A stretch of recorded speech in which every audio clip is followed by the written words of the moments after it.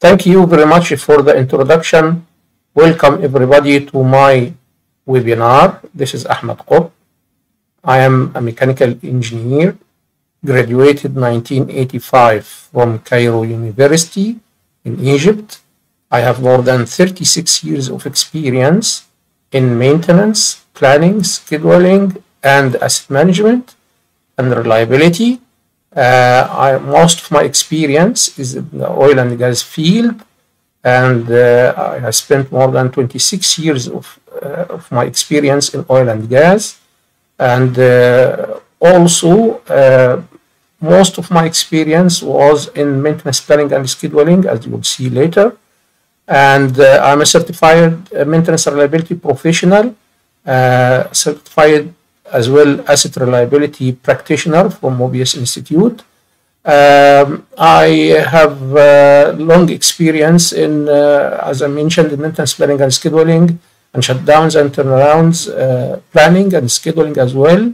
I led many teams in maintenance planning and in asset management as well, and reliability, data management.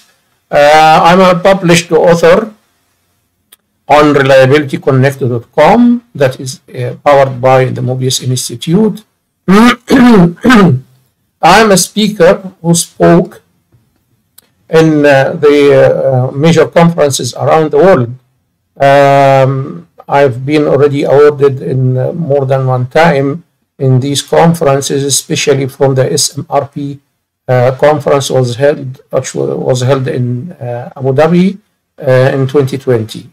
And I'm a speaker, as I mentioned, spoke in many conferences in many countries. I also conducted many courses. I'm a trainer, professional trainer. I'm an instructor in Mobius as well, institute. And I conducted many courses around the world in many countries in all the subjects I am speaking about, like the maintenance planning and scheduling, certified maintenance reliability professional, and the other courses relevant to maintenance and reliability. Okay, let's go to today's topic of our webinar, which is optimizing maintenance planning, management's goal to do things right. Sorry. So what is our agenda for today? Number one, we are going to speak about why did I select this subject. Afterwards, we're going to speak about importance of maintenance planning and scheduling. Number three is symptoms of ineffective maintenance planning and scheduling function. Why the current maintenance planning and scheduling department is ineffective. So the main thing here, which is management, do the right thing the right way, please. I'm showing the roadmap, and here where can we find the right way, then the right process for establishing a new department, and then I will explain some examples of the mistakes management makes when establishing this department, which is maintenance planning and scheduling. You may notice that in this agenda I didn't mention anything about the CMMS implementations and the management mistakes in this implementation, because after I prepared the material for this webinar, I found that it will be very long if I speak about the CMMS implementation mistakes. So we may, inshallah, make another separate webinar for the mistakes that the management do in the implementation of the asset management system or CMMS system, and the impact of this on the performance of the CMMS system. Now, before I start, I would like to draw your attention that I've spoken before I've been interviewed before with by Miss Paige Hadi from Mobius Connect about the same subject, or which is maintenance planning and scheduling, but I was speaking at that interview about the importance, challenges, and the best practices for the maintenance planning and scheduling, and it is relevant to this subject. So I recommend you to please go and listen to this interview. It's about half an hour, but it is relevant to the same subject, and it has very valuable content that you can benefit from, and it has relevance to this webinar as well. So, why did I select this subject? The reasons for this is, number one, it's my main career, that I spent about 25 years in maintenance planning and scheduling departments or sections in different companies in different countries. So I have long experience. I've seen many cases. I've seen many things that I want to share with you in this webinar, inshallah. So experienced cases at work, I've seen the negative impact on maintenance planning by the wrong mistakes have been taken by the management. So I will show you and I will explain what are these mistakes, and to help you to avoid doing the same. As well, I am conducting maintenance planning and scheduling courses. I conducted many courses, many sessions in different countries in maintenance planning and scheduling, and I've seen from the audience, from the attendees, from the other organizations, a lot of other mistakes that I may give you some of them during this webinar as well, so we can share. Also, I've been through the maintenance manager report that has been issued by Add Energy in 2022, and in this report there is one section here in their survey. They found that the biggest challenge for the maintenance managers was they were struggling the most with planning and scheduling. So it's not something which is of low priority. No, it's very high priority, and many companies, many organizations are facing problems, and they are struggling with maintenance planning and scheduling. So I'm trying this webinar to say why, what are the reasons, and then how can we solve this and do it properly. Okay. So the importance of effective maintenance planning and scheduling. The maintenance planning and scheduling actually is the key to the maintenance excellence, according to Mr. John D. Campbell, who made this book, Uptime Strategies for Excellence in Maintenance Management. He made this excellence model for the maintenance, and it shows here the main things for that model. The base is what? The leadership, strategy, people and teams, and there are essentials.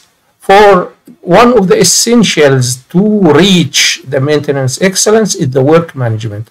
Work management is depending on maintenance planning and scheduling, number one.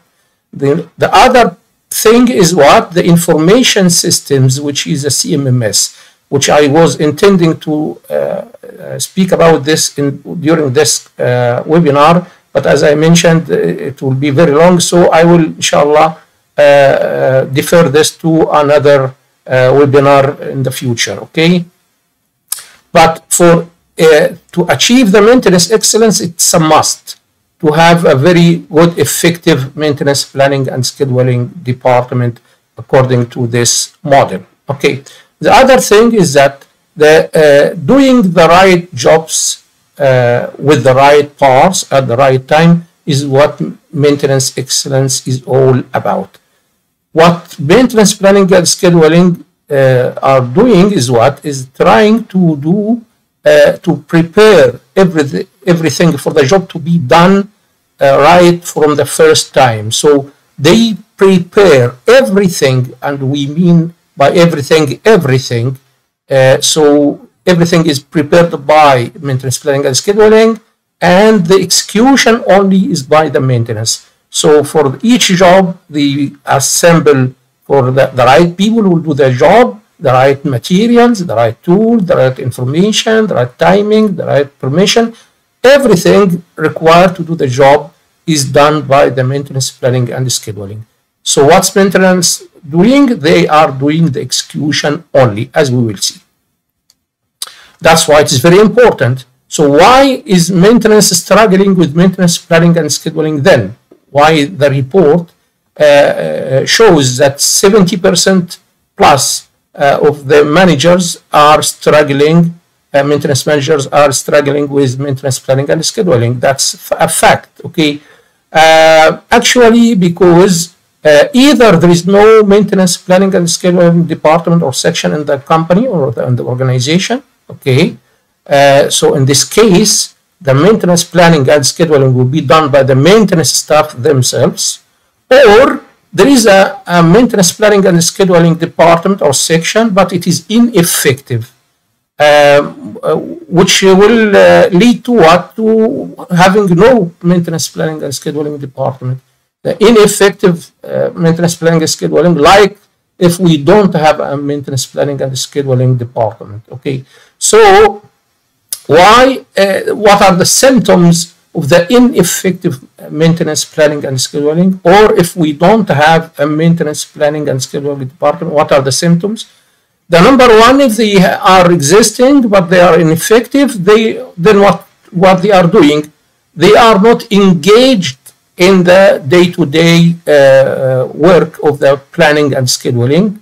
They don't do their real duties because of many reasons. Some of them is either they are inadequate, they are under-resourced, okay, but that's a mistake by the management, or incompetent, and this is another mistake by the management as well, to employ incompetent people in this position or this post, okay.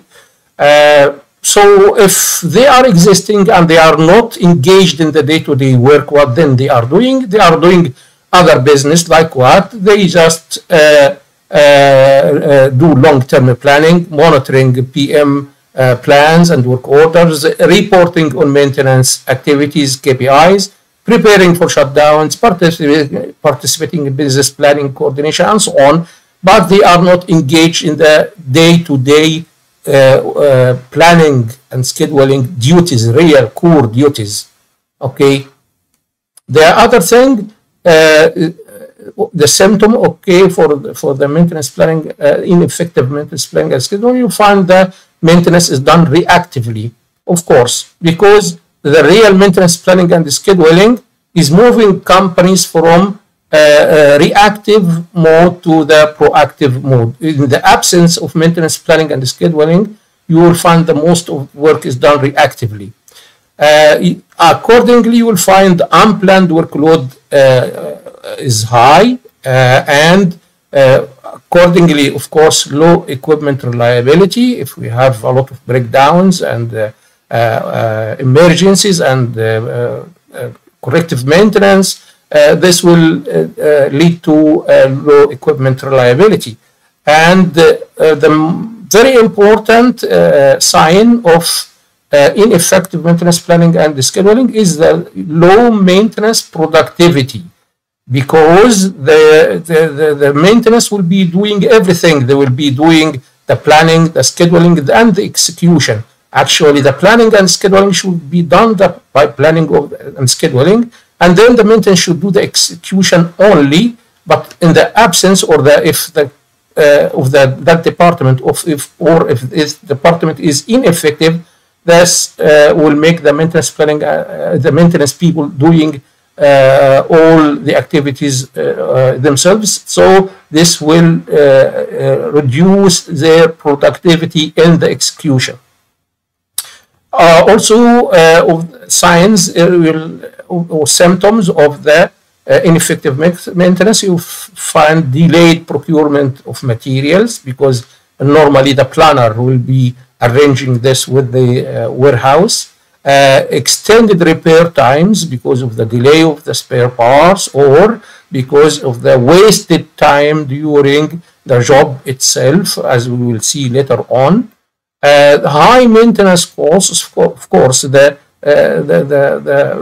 results or the result of all of what we spoke about now is the high maintenance cost and the poor resource utilization if we don't have the planning and scheduling department, which their duty to optimize the resource utilization. In their absence, or if they are ineffective, you will find poor resource utilization and inefficient allocation of manpower, materials, and equipment, leading to resource shortages or excesses.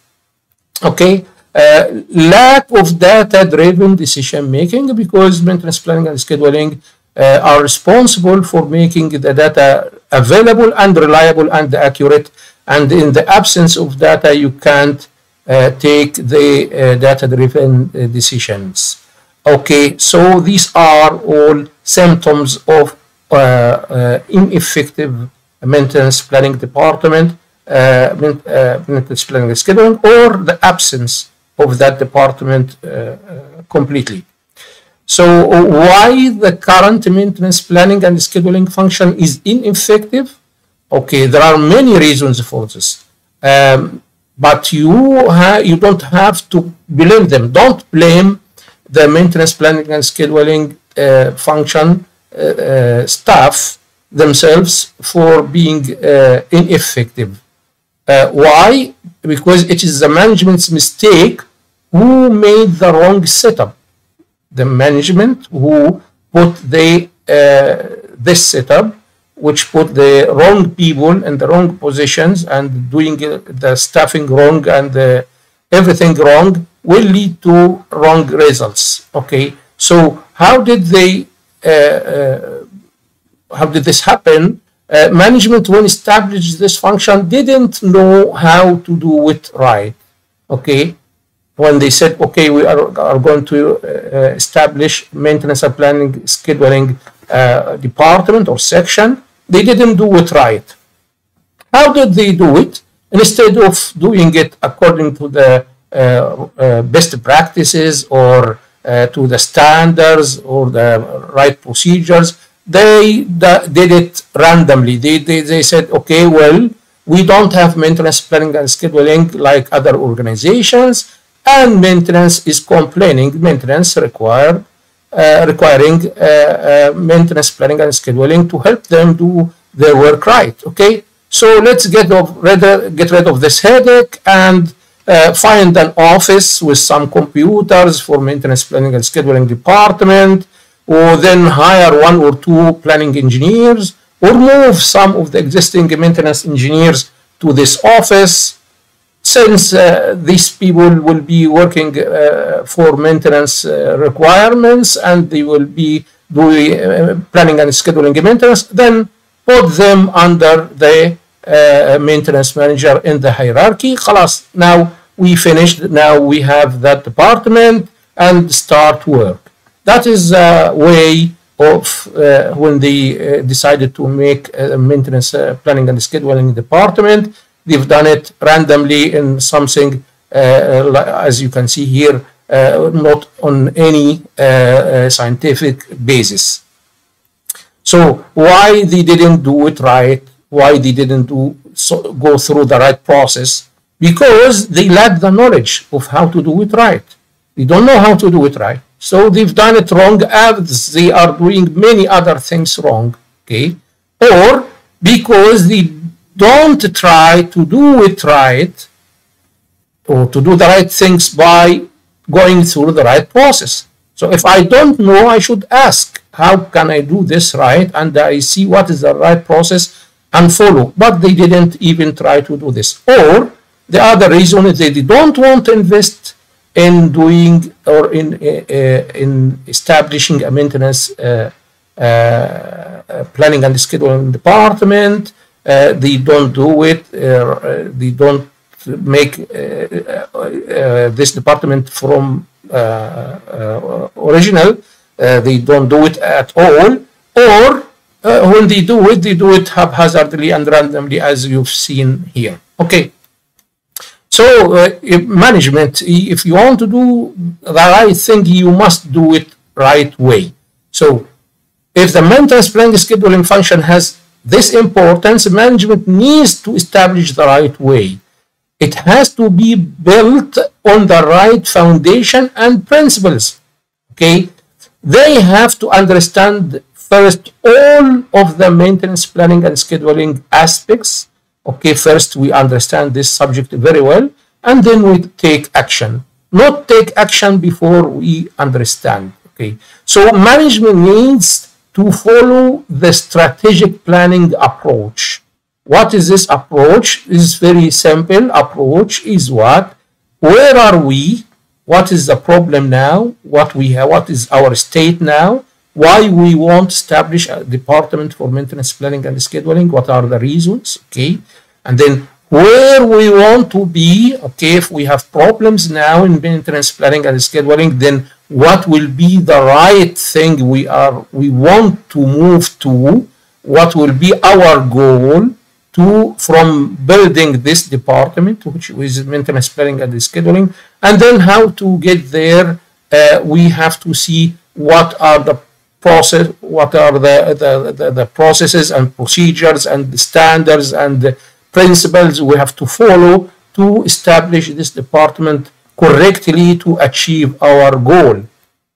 These things, these three steps, which is where are we, where do we want to be, and how we can get there. Everyone has its own processes and its own tools to be used to get the right results we are looking for. Of course, it is not the time now to explain these tools and methodologies in detail, because it is not the focus of the course, but that is the main things we have to do when we establish a new department. We need to know where are we, where do we want to be, and how we'll get there. And I'll try to explain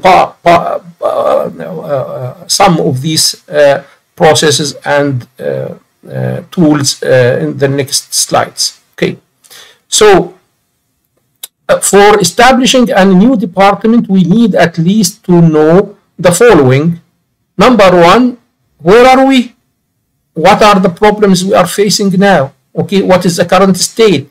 And why do we need to establish this department? Okay, the B, where do we want to be? If we have problems now, what will be the corrections? What are the vision, mission, and the objectives of the new department that we are going to build to help us solve these problems and get to the best practices and world-class performance.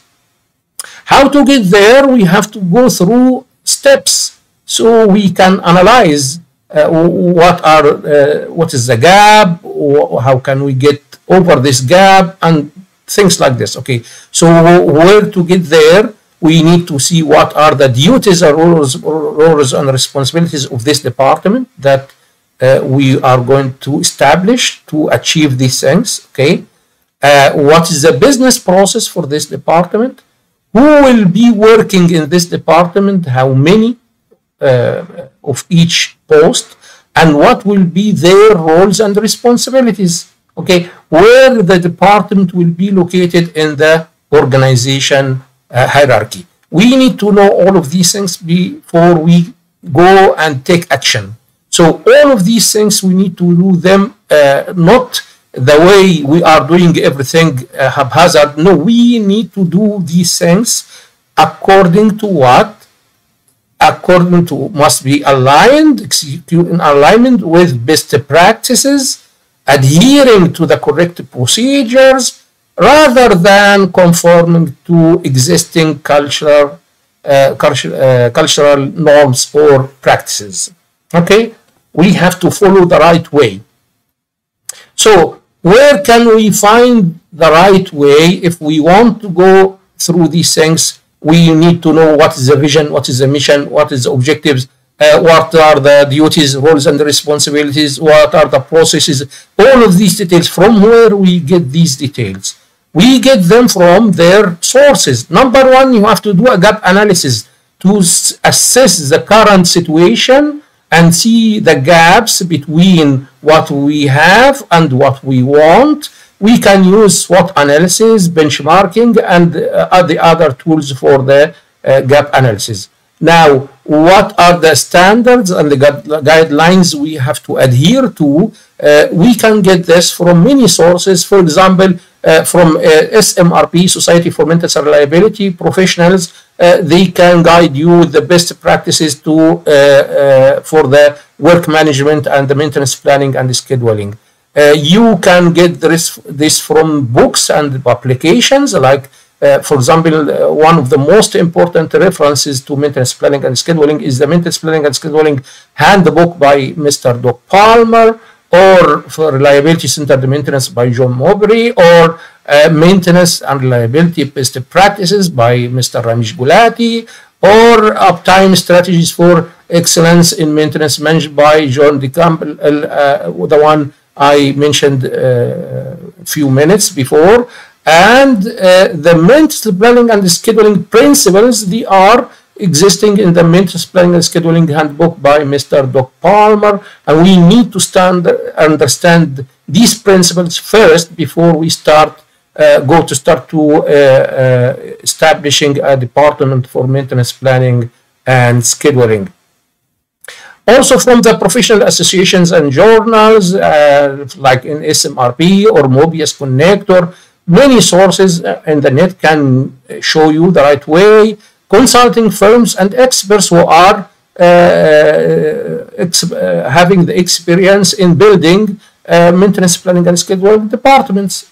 From the courses and the training programs, maintenance planning and scheduling courses. For example, I'm conducting this course. Other people conducting this course. You can attend the course, understand what's maintenance planning and scheduling all about, and then based on this understanding, you start establishing this department or correct the wrong practices you have it in your department if you have one. Okay, educational institutes as well. You can get this from educational institutes. You can get it from government regulations and guidelines, from the software providers and CMMS/EM systems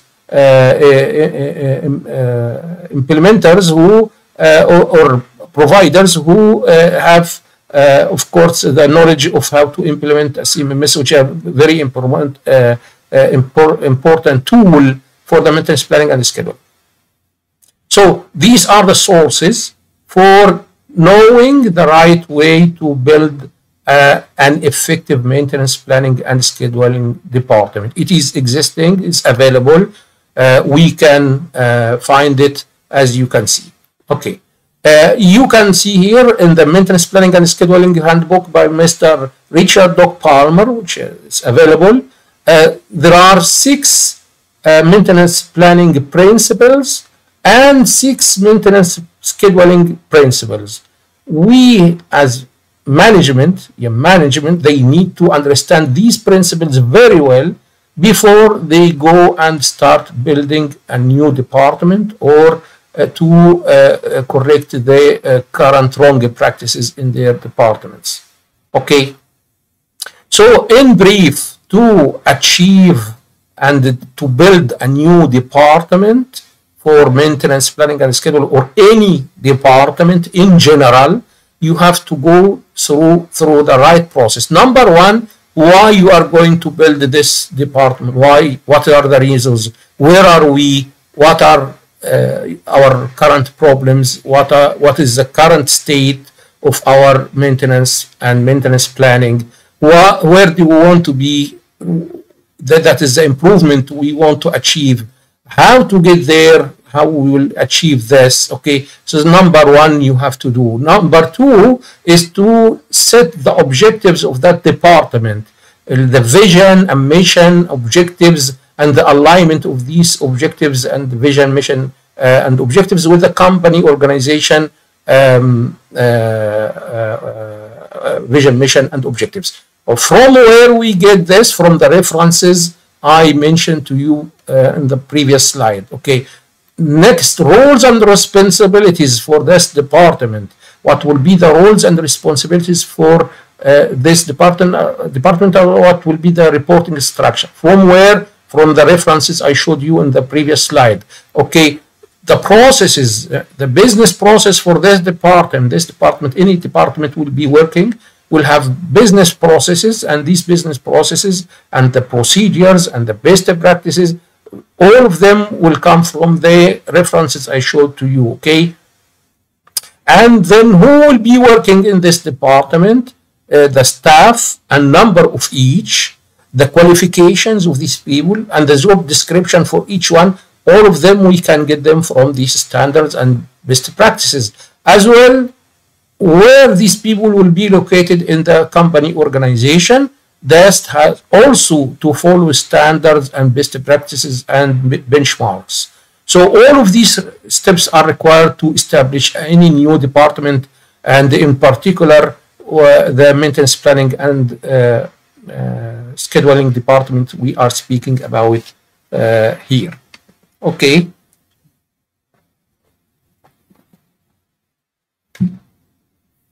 So why do we need maintenance planning and scheduling function?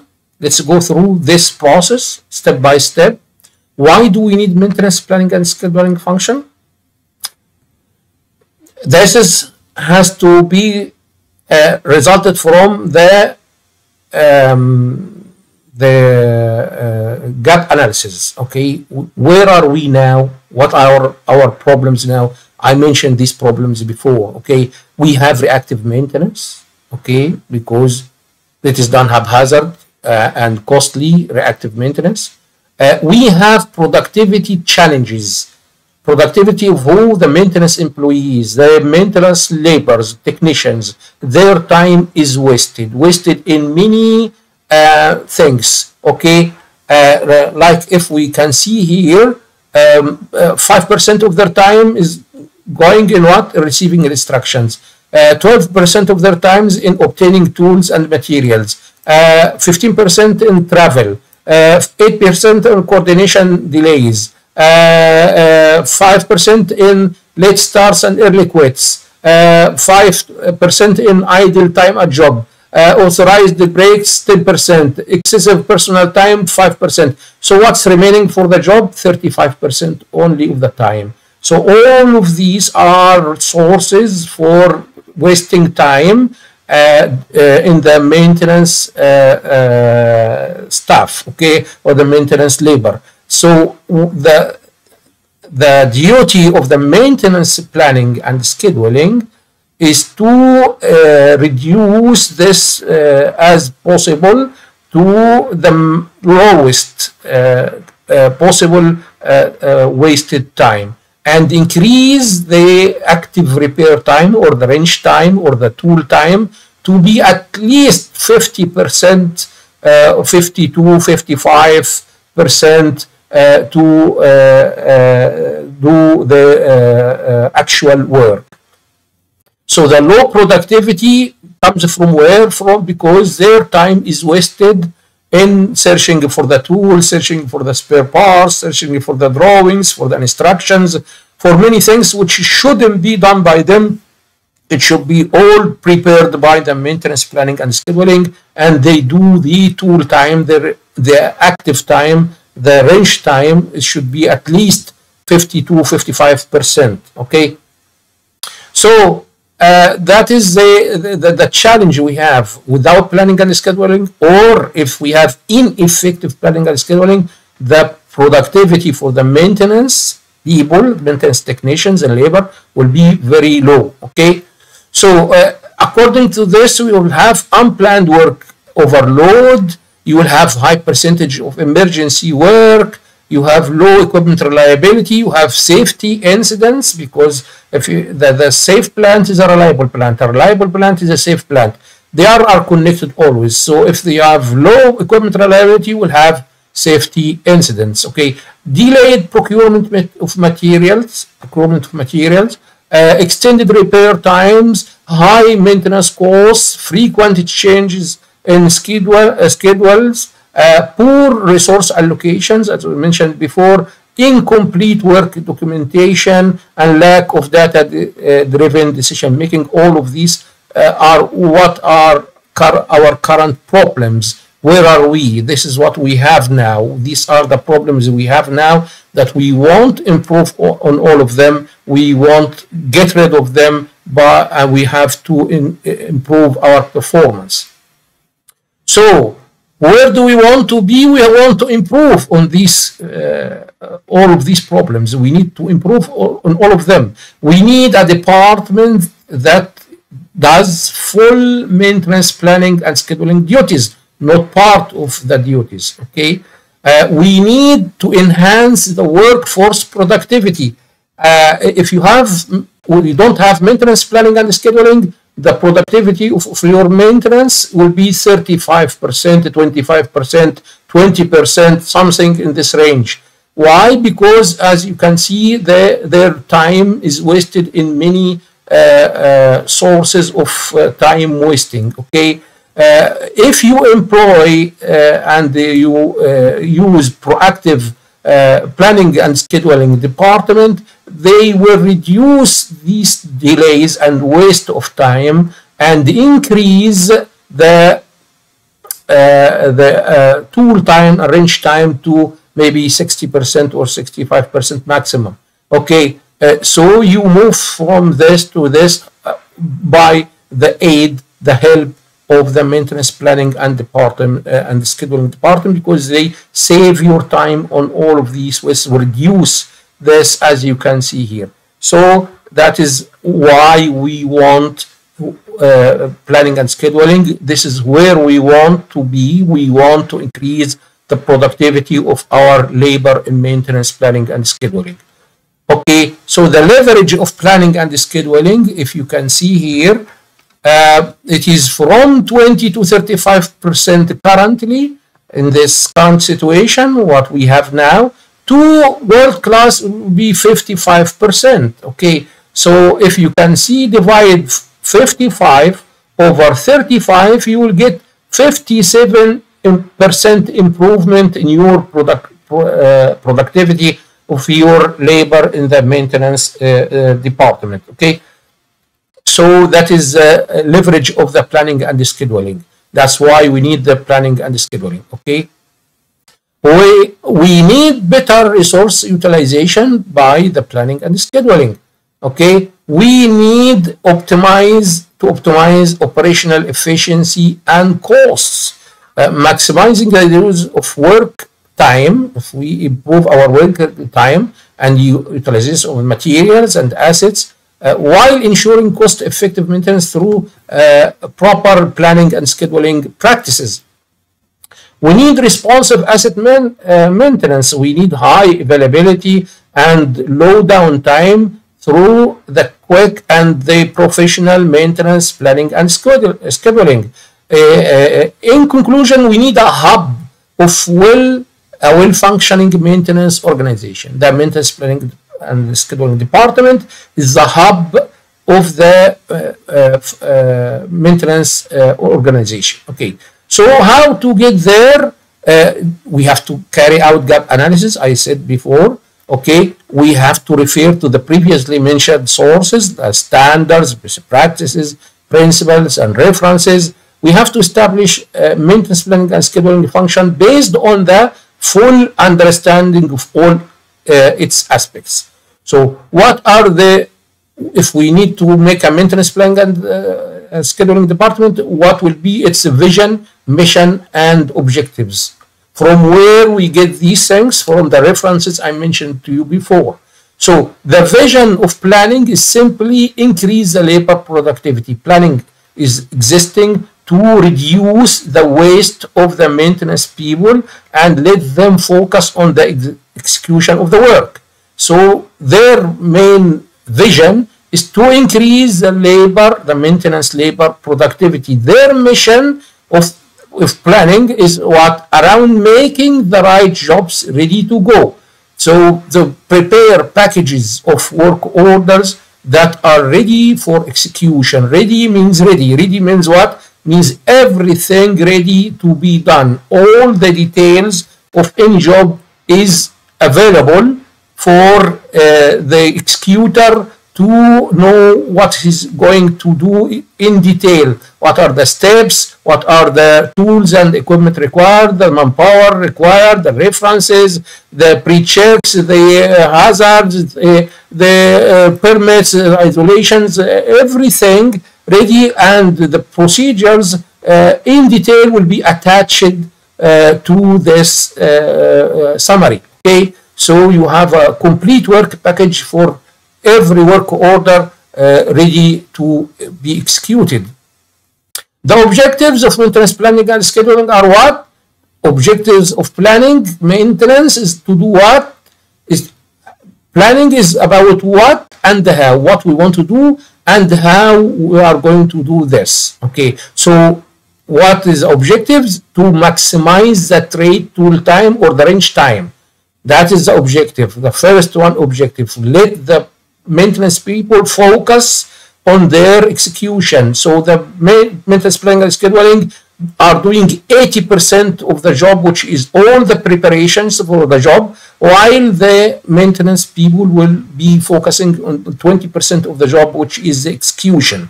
Okay, achieve quality work done right first time for effective resource utilization. We don't need rework. Okay, develop detailed work plans, including information, procedures, and standards. Assemble the correct components and parts. The spare parts preparation is done by the planning, not by the maintenance themselves. Okay. Ensure repairs and maintenance are executed correctly, safely, quickly, and without interruption, minimizing production disruption. These are the main objectives of the maintenance planning department. What is the objectives of the scheduling? Okay, now the planner prepare everything to be done. The scheduler will make sure that who will be doing this and when it will be done. He will make sure that it will be done on time as agreed with production. So maintenance scheduling is about who and when, and to prevent failures by ensuring timely maintenance. Maintenance will be done on time by agreement with all the stakeholders. Okay, so minimize production disruption. Allocate the right resources and people on time for the job. Coordination with production for optimal access to the plant and assets. Ensure repairs are done safely and correctly, returning components and assets to design reliability and proper operating conditions with minimal production disruption. So these are the main objectives for the planning and scheduling. What are the roles and responsibilities for the maintenance planning and scheduling department? There are many roles and responsibilities, as you can see here, and in brief, they are responsible for preventive maintenance planning. They are responsible for the corrective work planning, which what and how, what we will do and how we are going to do this. They are responsible for scheduling both preventive and corrective maintenance, resource allocation, job coordination, data management, documentation and reporting, technology integration. They are using CMMS or EM, which I was intending to speak about them in this webinar, but it will be late. So collaboration with maintenance teams, emergency response planning, continuous improvement. These are the main roles and responsibilities for the maintenance, planning, and scheduling department. So they have very important roles and responsibilities. They need the effective and experienced staff to be able to do these roles and responsibilities. So what are the maintenance planning and scheduling processes? This is the main process for the maintenance planning and scheduling. We identify work, prioritize work, plan work, schedule work, execute work, and complete work. These are the main steps for doing the maintenance planning and scheduling. But to do these things, there are many details, and for every step you need a business process that have stakeholders, they have roles and responsibilities. So for the work, we have three branches of the work, as you can see here. We have PM work that is already planned in the system, ready for execution. So when this work, the planned work, PM, predictive maintenance or condition-based maintenance, is due, it will go directly for job scheduling, and it will be scheduled and for execution afterwards, and close out and feedback. You have the normal work requests that are coming from many sources, like for the condition monitoring, from inspections, from observations. These work requests will go to the process of the work request, which will go for job planning, and it will go to afterwards scheduling, and then for execution. The emergency work will go directly for job execution, because planning and scheduling will require time, while emergency work need to be done immediately. So these are the three branches of the work coming to our planning and department and the scheduling department, and everyone should have its own business process. So this is a business process, for example, for the job request. When it comes for the planner, he will go check out the problem. He will identify, that's all done by the planner, okay? He will check the problem. He will identify work needed and safety, the collect relevant details, check equipment history, identify parts and resources required for the job, cost the work, estimated the cost, order materials, develop procedures, build work package for all of these things. He will collect it in a work package and collect the material together. He will order the material, as we said. The scheduler will start to do his job from here, schedule the job with the production, issue the job, and then the planner again will collect the job history, update databases, update planning and procedures, update procedures, update KPIs, and do reporting. So all of these things need to be done by the planner and the scheduler, okay? And then for this, we need to establish an approved business process for each of these steps. The plan PM, the work request, which coming to the planner, and how it will be dealt with, what will be the workflow for the break-in work as well. So we have a business process for every work done in the planning and scheduling. And if you have a business process, you must have roles and responsibilities defined for the stakeholders of this business process. This is an example. You use what we call it the RACI chart. The RACI chart is a way for addressing the roles and responsibilities for the business process stakeholders. Here are the steps in this process, for example, and here are the stakeholders. Who will be responsible, who will be accountable, who will be consulted, who will be informed for each step of this business process. There are roles and responsibilities which must be defined. That is the right way to build the maintenance and planning and scheduling department. So I'm writing to these things here to you in brief here to be a reference for you. What do we mean by work identification? What do we mean by work prioritization? What do we mean by work planning? Work planning means what? Developing detailed plans for maintenance work, including defining tasks, determining required resources, labor, material, equipment, estimating work duration, and establishing timelines. Okay, so all of these are duties of the planning, not the maintenance people. It's done if the maintenance if planning department is not there. The maintenance people will be doing all of these things themselves and waste their time in doing these things, not focusing in the execution. And all the other the responsibilities or the activities in the business process, I write to you here in brief what do we mean by each of them.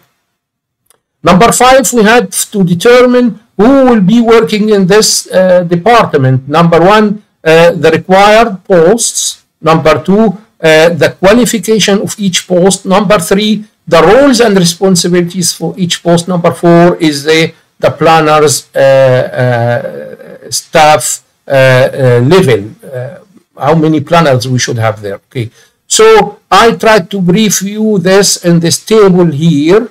You will find the position, the qualification, the role and the responsibilities. For example, here is the maintenance planner, the maintenance scheduler, the maintenance planning engineer, the data analyst. These are the people who need to work in the maintenance planning and scheduling department. You have to have a maintenance planner. The maintenance planner has certain qualifications. These qualifications are different than the maintenance scheduler qualification, than the maintenance engineer's qualification, and the data analyst qualifications. So the planner qualification that requires a mechanical, electrical background with mechanical or electrical background with technical school training, must possesses trade knowledge for accurate labor and materials estimates and effective job scoping, because he will write how to do the job step by step. Okay, excellent communication skills, both oral and written, crucial for success. Strong organizational, administrative, and technical computer skills. He should know CMMS very well. He should know other computer skills. Okay, roles and responsibilities for him. He will review the backlog, identify priority work and the assets, and ascertain the extent of the work required. Identify tasks, resources, and materials required and confirm contracted services availability and cost. Prepares asset-specific documentation, specific work procedures, and produces a cost and time estimate for every job. Okay. They assemble a complete work package to do the job and save this in the CMMS system. The scheduler has different qualifications and different roles and responsibilities. The maintenance planning engineer is different than the maintenance planner, as we will see later on. The data analyst is very important to be employed in this department to be able to extract and visualize the data and generate the reports and dashboards to communicate key maintenance performance indicators, analyze maintenance data to identify trends, patterns, and areas of improvements, provide data driven recommendations, support decision-making processes, and most of the organizations, they ignore this post, while it is very important post, because everything is about data. Everything today and tomorrow is about data. Okay, so staffing level of maintenance planners, we shouldn't put it haphazard, put 1 or 2 people there and that's it. No. The maintenance planner is almost or the most important member of the maintenance planning and scheduling team. Who is the planner? The planner, according to the SMRP Best Practices 6th edition definition, is a formally trained maintenance professional who identifies labor, materials, tools, and safety requirements for maintenance work orders. The planner assembles this information into a job plan package and communicates it to the maintenance supervisor and or craft workers prior to the start of the work. This is the definition of the maintenance planner. So he is doing all the preparations to execute the job. He has to assemble everything to the job to be done right, okay, ready to go. As a minimum, planners are experienced top-level technicians that are trained in planning techniques according to Mr. Richard Doc Palmer. So the planner is best to be your best technician, senior technician. You promote him to be the planner because he is going to prepare everything for every job to be done, including the diagnosis of the job, the analysis of the job, the troubleshooting of the job. So he has to be expert in maintenance, so he can be able to prepare all of these things and kit all the materials required for each work order in a box as shown here, and this will be put on the shelf on the store, the warehouse, and when it is ready, when the time comes for that job, they will come and collect the relevant box with all the material inside to do the job. Okay, so the maintenance planning team must have an adequate number of planners to be able to perform his full duties effectively. When you staff, you put number of planners, you don't put any number. You have to put adequate number. What is the benchmark? There is a standard, there is a benchmark which we have to stick with. That benchmark, as international benchmark, is 1 planner for every 20 technicians. As you can see here, best in class, again, this is the reference from the SMRB best practices. Best in class target value is 20 to 1, 20 technician to 1 planner. Is mentioned here again by EDCON. That is, if you have a great system and you have here experienced and skilled tradesperson, so you will need 1 planner to 16 to 18 tradespeople. Okay, so again, similar to this one, is 1 to 20 or 1 to 18, 1 to 16. It depends on the experience of the people in the maintenance and the complexity of the work to be done. Okay, so now if you have 100 labor in the maintenance, you need 5 planners, okay, according to this benchmark. So we have a standard. You don't have 100 technicians and then you put for them 1 planner or 2 planners. They will not be able to cope with the requirement. Okay, so the staffing is based on a standard or on a benchmark. So where we put the maintenance planning and scheduling department in the hierarchy, they have to be separate. The maintenance planning and scheduling, they have to be separate. They shouldn't be sitting with the according to the Mr. Doc Palmer maintenance planning and scheduling principle, number 1 principle, it says what? Separate departments. You shouldn't keep your planners staying with the maintenance people at the same office or at the same place, because if they stay there, the maintenance people will ask them to help them in their work, and then you will waste their time, while their time is very precious and very important. So this means that the planners are not working with the maintenance team. The maintenance planning and scheduling department communicates with all the stakeholders and departments such as maintenance, production, warehouse management, projects, engineering, finance, contracts, contractors, vendors, everybody.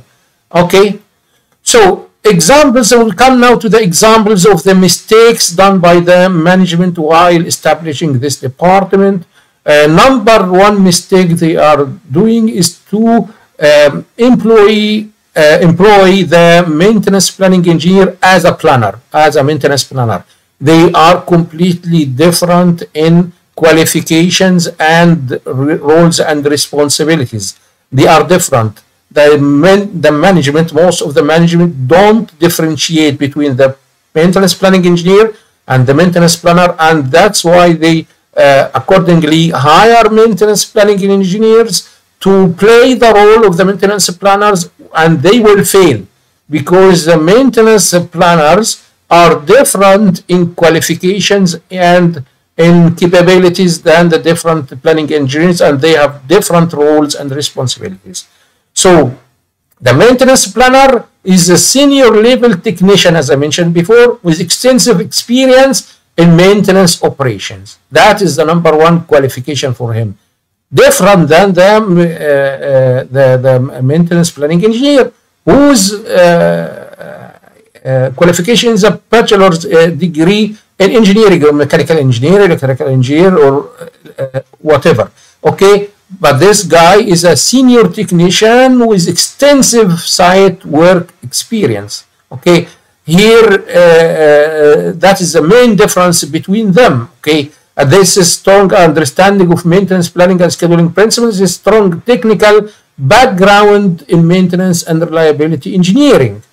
Okay, here proficiency in CMMS, and here in-depth knowledge of engineering principles and concepts, excellent organization and time management skills, familiarity with software tools, and so on. So they are different, and the roles and responsibilities are different. So he is responsible for the day-to-day work. The planning engineer is focusing on long-term planning and strategy development of maintenance activities. This guy is coordinating the resources, the spare, the maintenance, the package, and everything, while here is analyze equipment performance, criticality, and reliability to develop comprehensive maintenance plans. So they are different in the qualifications and in the duties. Okay. So I have a case, a business case, or that happened to me. I experienced myself. I was working in a planning section, and an ex-company, I don't want to name it, of course, and that section was a small section, focusing only on the measure of roles and shutdowns. We were not involved in the day-to-day maintenance planning work. So the shareholders made an audit on the site, and they recommended to establish a post for the maintenance planner. But unfortunately, the site manager of that place at that time, he was famous of cutting posts, not in adding posts. So, and he was very powerful guy. Okay, so he refused the shareholders' recommendation, and he said rejected, subject closed, and the post was not established. This is a big mistake made by that site manager. I don't know what was his reason, but it was a big mistake. Okay, so the second mistake is employing unqualified maintenance planners in this department. Okay, if you employ unqualified maintenance planner, like not expert in the maintenance, he will be ineffective. He will not be he will be unable to deliver the deliverables required from him. And it will be resulting as if we don't have a planner in our organization. So we need experienced people to be in this post. Or they are also, if someone is not happy in his department, we will say, okay, let's move him to the planning department, as if the planning department is a place for the any people who they don't find work, or they're not happy, so they can do sit sit in the planning department and work there. Why? Because they think that planning and scheduling job is an easy job and it's just something about data entry or computer work. Because management is not knowledgeable. They don't have the knowledge. They don't have the background. They don't understand the roles and the responsibilities. They don't have an idea about the principles of maintenance planning and scheduling and their requirements and so on. They don't have the full picture. That's why they take wrong actions. Okay. Also, when they send the fresh graduates to maintenance planning and scheduling department, this is a very big problem made by the management. Number one, they are destroying the planning and scheduling department. Number two, they are destroying the future of the fresh graduate himself or herself, because these people should start from A to Z, not from Z to A.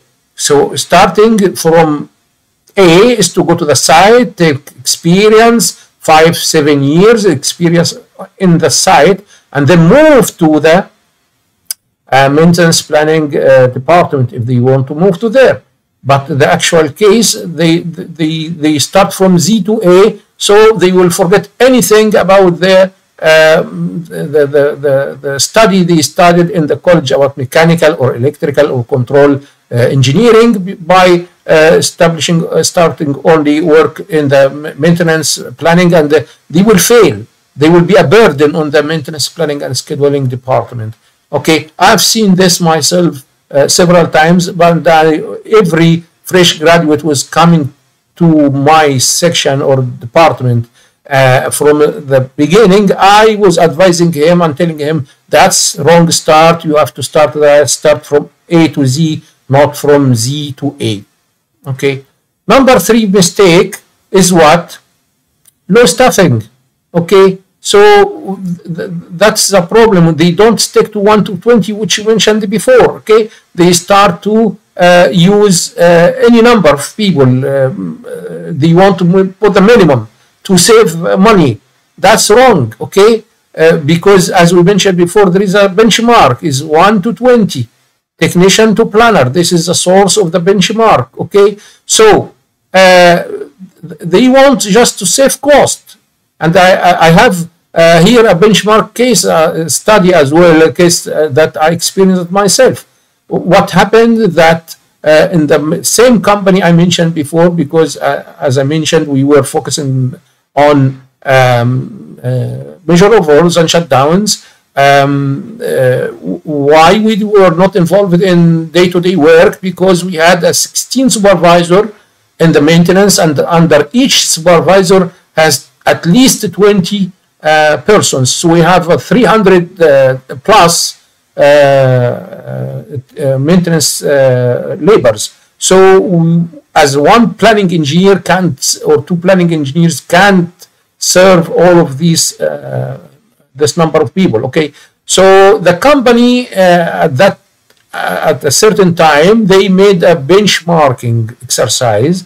So they brought somebody from the Marshall Institute to do a benchmark on site. So the representative from that institute visited all the departments and the sections on site, including our section, and I sat with them and explained to him to the current situation where we are, and he understood, of course, the situation. I said, of course, you can't plan and schedule for 320 people minimum. So he said, okay, I will, and I mentioned that the shareholders recommended to establish a maintenance planner post, but they refused. He said, okay, I will suggest to them another solution, that they will have they don't have to hire any new post or open new post. What is the solution? Is as you can see here. Now the planning is leveraging increasing the productivity of the teams. So if you have a team or a crew of maintenance that has 12 crafts people or 12 technicians or whatever, and their productivity is 35% without planners, okay, or schedulers, then their total productivity, they will be equivalent to 4.2 equivalent full-time workers. Multiply 35% times 12, you'll get 4.2. Now, if we take one of these 12 people and promote him to be a planner, okay, it seems that we have reduced the manpower, but we actually increased the productivity of these laborers by to 65%. If you multiply 65% by 11, you'll get 7.5, okay, equivalent full-time workers. So you increased the number of these people while it seems that you decreased them. How? By increasing their productivity. Okay, so he said, I will convince the management with this idea that, as I mentioned to him, that we have about 16 supervisors, and under each supervisor there is 20 technicians. He said, okay, I will convince them to promote the best technician to be the planner, and then they will have a planner for each team or for each crew. Now your productivity will be increased, and you will have added laborers without actually hiring anybody. He said, I will convince management with them, and I said, okay, good luck. If you will do it, that will be great. But actually, he went and he explained the idea to them, but as well, it was rejected. So that's a management problem. There is something wrong with the management, okay? So as you can see, according to Mr. Richard Palmer in his book, the leverage of planning is 1.57. So that is the leverage of the planning. If you have 30 technicians, multiply them by 1.57, increase their productivity by adding planning and scheduling, you will be having equivalent to 47 technicians productivity. Okay, so the best practices is choose from the craftsperson to be planners. Okay, from the best craftsperson to be planners. But then when you do this, expect to see a department productivity loss for a few months when an experienced person transition to planner. Okay, so when you move one from here to be a planner, that's the drop. There will be a short drop of this crew, but this on the long term will have very good improvement in their productivity, and that may be refused by the supervisor of this team, but that's because he's short-sighted. He's looking for his own benefit, and on the short term, the management should be looking for the long term and say, okay, we will be patient for this drop for a while, 3-4 months, and then that will be afterwards get improved, and we will raise the productivity of our people. Okay, so the payoff is what? Is good execution on an excellent scope job or excellent execution of the wrong scope job. If you don't have the right planner and scheduler, then you will have the execution of wrong scope job. Okay, you need a good execution of an excellent scope job done by the expert planner. Okay, so staffing should be sticking with the international benchmark, the best practices 1 to 20. The fourth mistake is by locating the maintenance planning department under the maintenance manager in the organization hierarchy. Okay, so as you can see here, an example: plant manager has under him the maintenance manager, and under him there are the planners and the schedulers. And this is, I don't support this hierarchy, because if the planner and scheduler are under the plant, under the maintenance manager, will be influenced by the maintenance manager. So I don't recommend this, because establishing the maintenance planning department as an independent entity mitigates bias and influence, ensuring unbiased planning and reporting. So I recommend the maintenance planning and scheduling to be direct under the plant manager, not under any other, not under especially the maintenance manager, because he will be influencing their KPIs, reporting, everything. Okay, so independence promotes greater objectivity, accountability, and adherence to best practices, resulting in improved efficiency and effectiveness. Okay, so number 5 is utilizing maintenance planners in other irrelevant work. The planner's time is very precious. You shouldn't distract the maintenance planner time by doing other work like chasing and expediting materials, business planning activities, inviting them to meetings to take minutes of meeting, or using them as secretaries. That's all, this all wrong practices. Okay, so the maintenance planner's time is very precious and shouldn't be wasted in something like this. The planner all time is preparing work packages, and work package has a lot of work to be done, because it has a standard work instruction, it has a safety requirement, it has a craft requirement, the parts and tools and support activity, everything he's preparing for every job. So his time is very valuable. He is trying all the time to prepare for the next week to be full of jobs for all of the maintenance crews. So the week after and the week after and so on. So he has a target of 2 to 4 weeks planned, ready, backlog for execution by the maintenance people. He is all the time producing work packages. So he is making sure that next week will be full of work for the maintenance crew to be done for the execution. They are waiting him to prepare the packages for them to execute. So he has no time to be wasted in other activities. So the management should support the planners by give them the time and the required support to do their work professionally.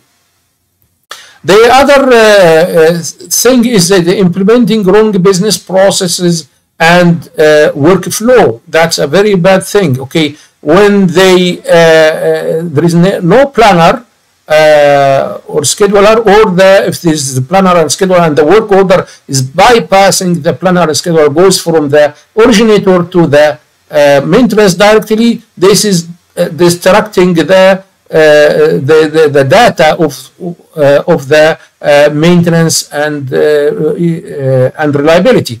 Okay, now as we said before, the job request, you go to the planner first to check and do all of the work, okay, and send it to the execution afterwards, and then after the job is executed, it will come again to the planner to check the job, the work order that has all the feedback required before the work order to be closed, especially the failure codes and the material consumed, the manpower, everything, all the data right.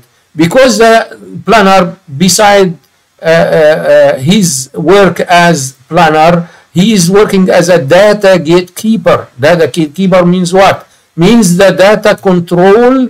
If he is not there, if his work order is bypassing him, going to the maintenance directly, then you are jeopardizing your data, and you distracted the maintenance data, because the job requester will send to the maintenance any vague, unclear job description, work request description that will not help afterwards in analyzing the maintenance and reliability data. Okay, you will have a data gap. This will not help you for decision making and analysis, and unreliable data, inaccurate and unreliable data. In one situation, we were moving data from the old system to the new system, and before you move data from the old system to the new system, you do data cleaning. So when we were doing data cleaning for that time, where the job request was going from the originator to the maintenance department directly, or to the supervisor directly, we found many work orders with vague and unclear completely job descriptions, like please attend, please call, as discussed, something like this, as a work request description, work order description. And you find after the job has been completed, you will find what? Completed. So the job description is please attend, and the feedback is complete. So what was the job? You don't know. And that job has what? Has manpower, has spare part, has time has been consumed, everything, but you don't know. Anybody can do any analysis on such. There is no failure codes, nothing in this job. Just please attend and complete, and that is the job. We found many jobs like this. So of course we deleted these jobs and we didn't transfer to the new system. Okay. Another mistake that can be done by these people is tolerating wrong practices. Such what? So I was conducting a course for a railing company, and in this railing company, it was just established for just in 6 months. So I asked them what is CMMS they are using, and they said they don't have. So I said, when you will have that? He said, we don't know, maybe that will take 5 years or something like this. I said, you are joking? They says, no, it will take some time. Okay, so what are you doing now for the maintenance documentation? How do you issue work orders? How do you do your system? So I expected to tell me they are using hard copies, for example. Okay, but they shocked me with their answer. They told me they are using WhatsApp. They are using WhatsApp for raising work orders for their maintenance labors.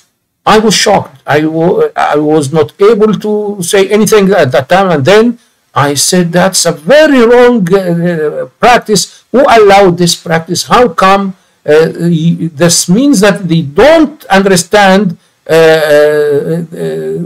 what is the whole thing. Okay, this whose mistake? This is the management mistake, not these people mistake, not the maintenance mistake who are doing this practice, because this practice has been allowed by the management. Okay, the management doesn't understand that the work order is a documentation and authorization document, and there's a legal document as well. So how come you are doing work like this? So I said to the maintenance manager at that time, or the electrical maintenance manager at that time, I told him, that's a very wrong practice, sir. You have to go out from this course and you have to document all the work you've done last 6 months, and stop completely issuing any work orders for the coming periods with this way. You have to use, at least if you don't have a CMMS, have a manual system as document paperwork, but never ever use WhatsApp to issue work order. Now, by the end of the year, they will ask you how much did you spend on maintenance. You will get it from WhatsApp. What were the failures? What were the problems? What were the reasons? You get it from WhatsApp. Next year, you want to prepare a budget for next year, get it from WhatsApp. So that's a very wrong practice. You should stop it immediately and do the right practice. That's something I've seen from wrong practice from one of the companies. So in conclusion, because I took a long time, sorry for that, that efficient maintenance planning is essential for maximizing operational efficiency and minimizing costs. Proper maintenance planning leads to improved source utilization, reduced downtime, and enhanced asset performance. Investing in maintenance planning is a strategic imperative. It's not something optional. It's a must.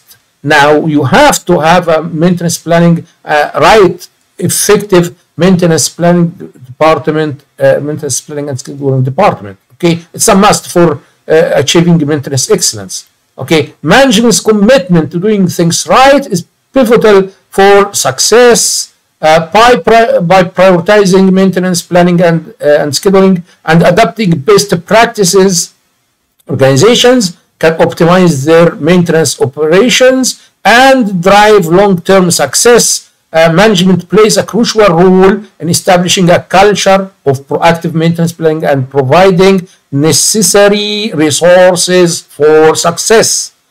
Empowerment, technology leverage, and best practices adherence are key. Strive for streamlined operations and enhance reliability. Thank you very much for your dedication to excellence in maintenance planning, for attendance and for listening. And I'm very sorry that I took that long time, but this is minimum time and I didn't even say everything I want to say.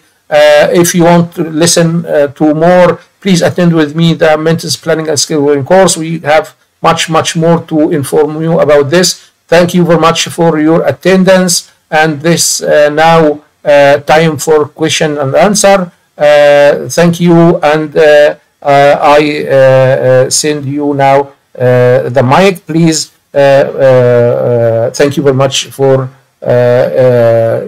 hosting me for this webinar. Thank you.